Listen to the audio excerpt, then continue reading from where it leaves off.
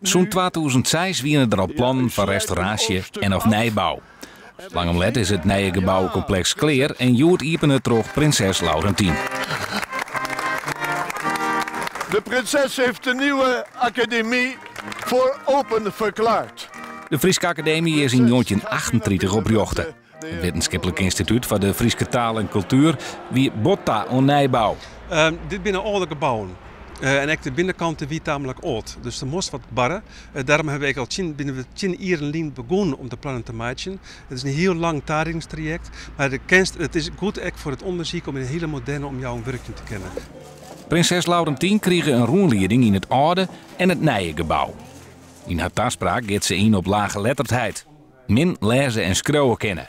Dat is nog altijd een groot probleem, ook in Friesland. In Friesland bindt men de strijd aan met laaggeletterdheid. En als we dat met elkaar doen en wellicht wel die stip op de horizon kunnen zetten en zeggen dat over een aantal jaar Friesland in de top 5 van minst laaggeletterde provincies staat, dan kunnen we samenwerken aan het ideale plaatje. Prinses Laurentien hier het in haar speech over de laaggeletterdheid. Hier in Friesland kan de Frieske Academie daarop inhakken. Ja, ik denk het voor. Ik denk dat wij een hele goede plek binnen in Friesland om dit probleem te bestuderen, onderzoek ernaar te doen. Dat is onze eerste taak. En we zijn altijd rijden om onze wetenschappelijke kennis te broeken om vraagstukken op te lossen die maatschappelijke relevantie hebben. En dit is echt een heel relevant, heel wichtig probleem. Aan het eind van haar speech ging Laurentien zelfs nog even oer in het Friesk. Grutske Friesken.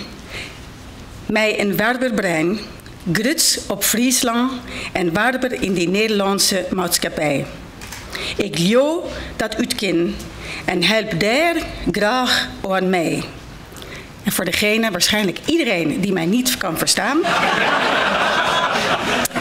Vieren Friezen met een actief brein, trots op Friesland en actief in de Nederlandse maatschappij.